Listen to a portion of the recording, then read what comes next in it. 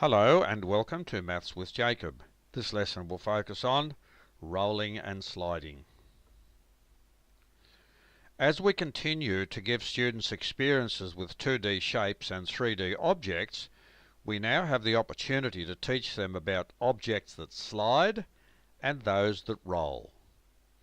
So on this page we've got examples of objects that slide.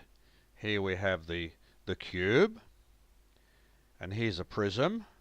It's like a rectangular prism. And here we have a triangular prism. Here we have a fork. And here we have a pair of scissors.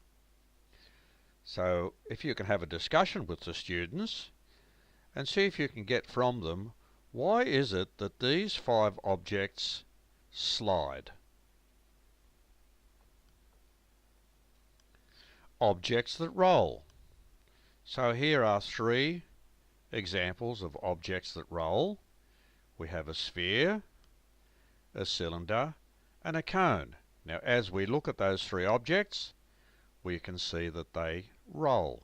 So another discussion with the students, see if they can give you the reasons why these objects can roll. After that discussion, we might move on to objects that can both roll and slide. Now have a look at this cone here. See how this cone is situated, if that's the base there. And this cone here is situated in a different way. Okay, so these objects, for example, this first one can slide. This one can roll. See if they can tell you why. This object here can slide. This one can roll. See if they can tell you why. So after all those discussions have taken place, let's look at the next slide.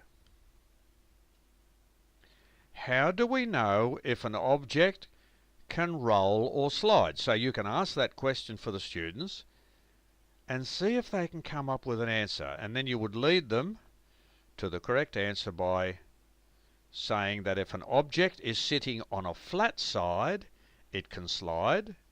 If an object is sitting on a curved side, it can roll. So after they understand all that, you can give them exercises. These are just examples, and you can, I'm sure, create many others.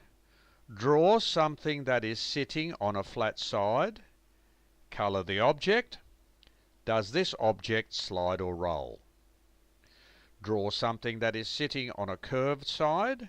Colour the object. Does this object slide or roll? And then the students would be invited to complete the following sentences after all those exercises. Objects that sit on a flat side are able to, they'd correct it here by inserting the correct word. Objects that sit on a curved side are able to, and they would insert the correct word. So this video has introduced students to objects that slide and roll, and hopefully students were able to recognize when an object can slide and when an object can roll.